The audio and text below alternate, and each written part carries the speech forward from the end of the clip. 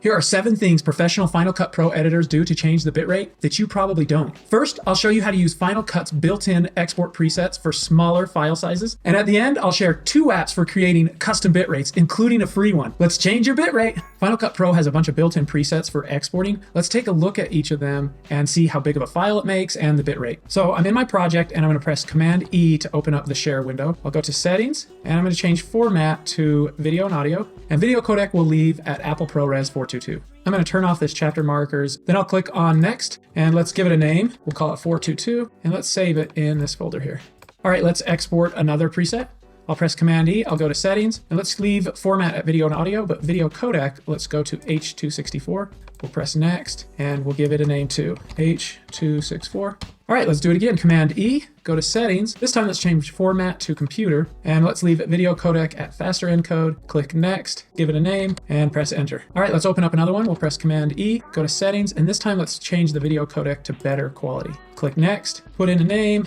All right, let's do one more. Press Command E, and this time I'll change format to web hosting, and let's try better quality. Click Next, and we'll put the name in, and the name's really helpful so that when we're comparing these, we know which version we're looking at.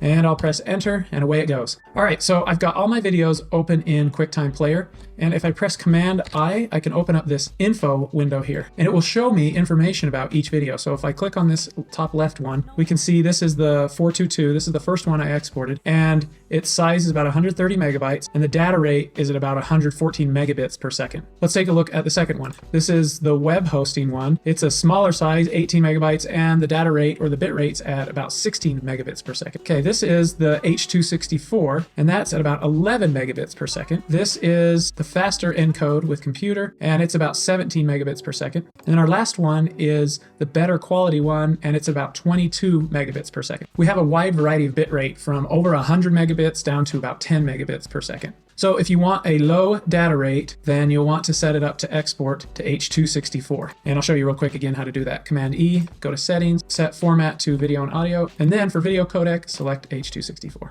Let's say you have a clip that you want to change the bit rate. Let's take a look at this one. If I right click on it and click on Reveal in Finder, it will show it to me. I'm going to select that, right click, and let's open that in QuickTime. And you'll see that this one has a data rate or a bit rate of almost 30, 29. Let's say we want to change the bit rate of just that clip. So go back to Final Cut Pro, select your clip, and then press Command E to bring up the share window. Go to Settings, and let's change this one. Let's go to Video and Audio, and we'll change it to H.264, and we'll change the bitrate on this. I'll click Next, and I'll give it a name, and click Save. And you'll see it just did the clip itself. So let's compare that. We'll press Command I in QuickTime, and you'll see it's now at 7 megabits per second versus 29. Isn't it great that you can change the bitrate in Final Cut Pro? While it's not a custom bitrate, which I'm going to show you in a little bit, you can use the presets to change the bitrate. If you're enjoying this video and it's helpful, will you please give it a thumbs up so other people will find it? Thanks. And in just a little bit, I'm going to show you that free app for changing the bitrate. But first, I want to show you this sweet app that works really well with Final Cut Pro. It's called Compressor. Compressor is a standalone app that Apple sells, and it's perfect for custom encoding. Compressor is, I think, $49. Yeah, it's 50 bucks. And it's very handy. Let me show you how to use it. All right, so I'm in Final Cut Pro. I've got my project ready to go. So I'll go up to File, then I'll select Send to Compressor, and then I'll select New Batch. So this is Compressor. On the left-hand side, we have our settings. That's where we set up our encoding options. We can also select the location where it's going to be saved. In the middle, we'll see our projects that we're going to encode, and we can preview them as well up here. And then on the right-hand side, we can change all sorts of stuff. We can change information about our project. If we select a setting, we can change information about the setting, the name, the video options, and the audio options. Let's create a custom one. So I'll click on this plus sign in the bottom left corner, and I'll select New Setting.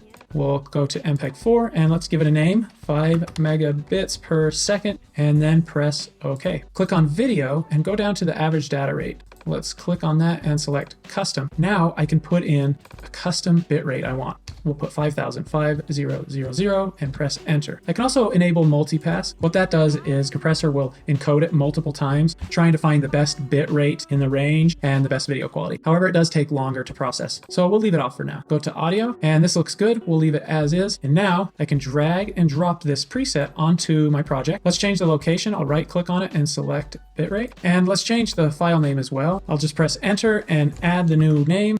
and then we can click on Start Batch. It'll go here into the active queue. It'll show us what jobs in Compressor is encoding, and when it's done, we'll see it here in the completed pane. All right, let's go look at it in Finder, and if we open that up, I double click it to open it in QuickTime, and we look at its information, we'll see that it encoded at 4.22 megabits per second. So it wasn't exactly 5. Compressor uses what's called variable bitrate. So the bitrate can change over time, but it will try and keep it within the range you selected.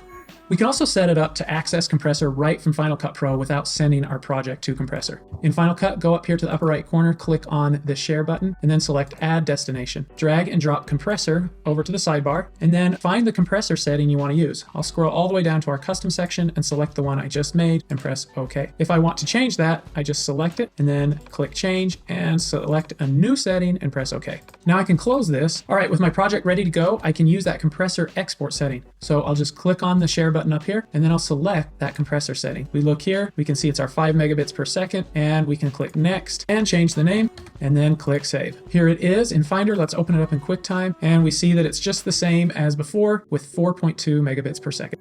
Maybe you need to export your video for YouTube. Let's take a look at their requirements. So here are the YouTube recommended encoding options, and I'll put a link to this in the description for you. They say it should be an MP4 container, the audio codec should be ACLC, and video codec should be H.264. Bitrate varies depending on the size of the video and if it's SDR or HDR. So there's a fast way in Final Cut to do this, but you won't be able to set the exact bit rates that you need. So let's go back to Final Cut Pro, press Command E, go to Settings, and change Format to Computer. And look, our container is now .mp4. We'll change Video Codec to better quality, then click Next, and then we'll name it. We'll call it YouTube 1, and then we'll click Save. All right, here it is, and we're at about 22 megabits per second.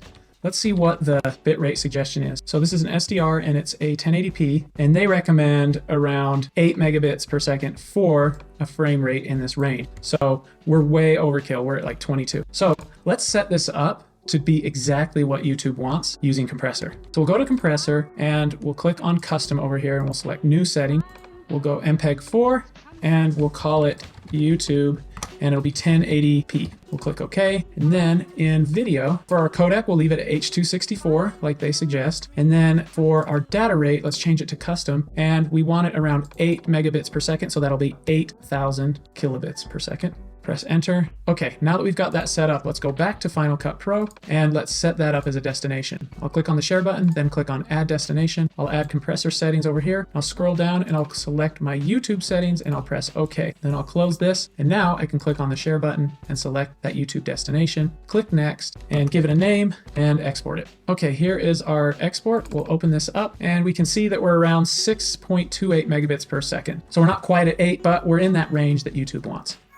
So what do you do if you don't have Apple Compressor and you don't want to buy it? No worries, I got your back. Check out this app. It's called Handbrake. It's open source transcoder. So you'll just click on it to download it, and then you'll open up the installer file. Let's go to our applications and we'll just drag and drop it into applications to install it. It's really simple. Then we'll press Command Spacebar and we'll search for Handbrake. Open up the app. Yes, I want to open it. And then it wants us to pick out the video that we're going to encode. We'll use this video right here, Dylan.mov, and we'll click Open. Over here, I can select a bunch of different presets. I can go to general and I can do fast encodings or high quality encodings right down here. Let's go high quality 1080p. You'll see it's going to put it in a format of MP4, the container. Then we'll click on video here and we can select the encoder. We have a lot of different options here. We'll stick with H.264, although H.265 is becoming more and more prevalent. And for the frame rate, let's select same as source. The quality is determined here by the slider.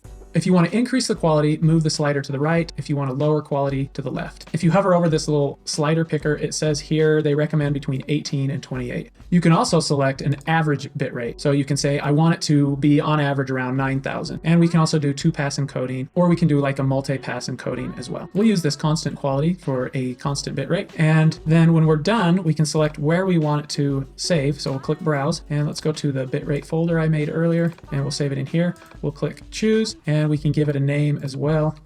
We'll call this Handbrake. And then we just click Start. Handbrake does its thing and it's done. All right, here's our video, Dylan Handbrake. Let's open it up in QuickTime to see what we got. So this did 3 megabits per second and it still looks really good. So there you have it. That's how to change the bitrate in Final Cut Pro, and then a couple different ways to get a custom or exact bitrate. Now that you know how to change the bitrate, you might be interested in improving the video quality of your video.